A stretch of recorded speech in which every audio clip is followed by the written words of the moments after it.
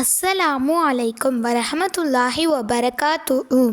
நபி அவர்களுக்கு முன்னால் கிட்டத்தட்ட 1400 ஆண்டுகளுக்கு முன்னால் உலகம் மிக மோசமான நிலையில் இருந்தது.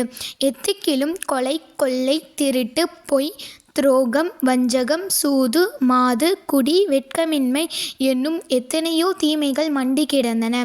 முழு உலகமும் குஃப்ர், ஷிர்கால் இருண்டு போய் கிடந்தன.